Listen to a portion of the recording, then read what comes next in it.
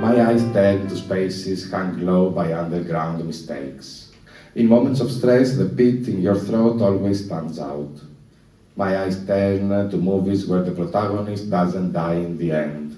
I don't star in other scenes, I'm bound to my own.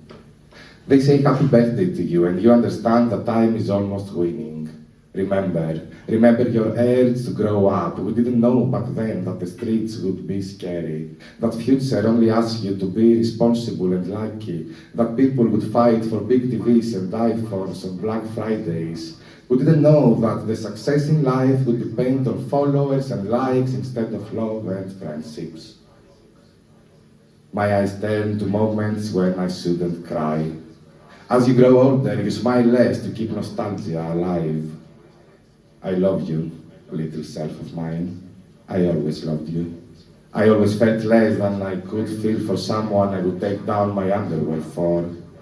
Maybe because I was always ashamed to feel free.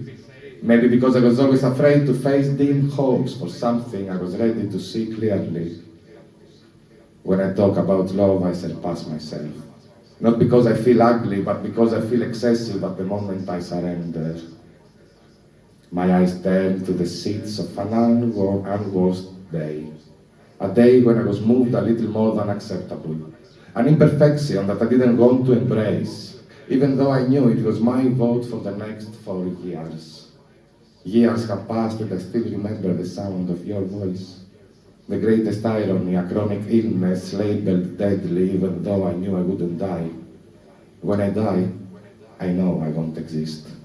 I just didn't know I wouldn't exist while I'm alive. That wasn't the deal I had with happiness. And let me tell you something. I was never the happiest person. That's why I expected something more from my mother. I know. Maybe a poor breath. Maybe an absence of guilt. All I know is that there are mothers who die for their children. What I see on social media makes me wonder if these mothers truly know their children.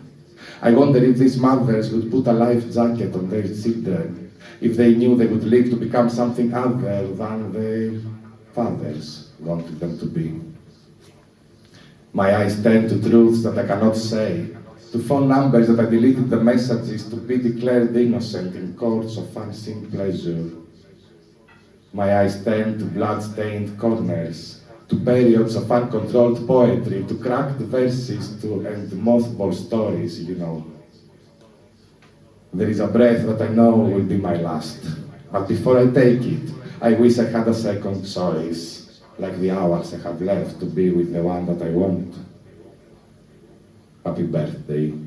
I would wish it to the whole world, if only I believed that you could be my whole world. If only I believed that my hands would be clean until the next time I caress someone who needs it. And then, I would like to say sorry. Sorry for the times when I ran out of rolling paper. I never wanted to roll anything without dreams. Sorry for the tourists who were taking photos of the post office because they liked the building. Sorry for the taxi drivers who used GPS to get back to their home. Sorry for all the women who've been through their miscarriages alone. Sorry to the people who have never fell in love. Sorry to my plants who died. Sorry to my friends that I was late in replying to their messages when they needed me. Sorry to the followers I never followed back. Sorry to the ones who unfollowed me because I only post poetry. Sorry to my eyes that I let them turn to places that were never for me. Time passes and we never forgive the present, as if we take it for granted.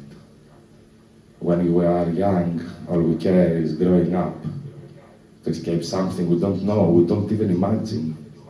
When we grow up, we count the detergents in the storeroom to see if we are missing our mirror cleaner in case we will see ourselves better, more bearable. The next day, we pray like believers at our grave. When I die, I want to smell nice. Only that. Nothing else. Just nice. Thank you very much.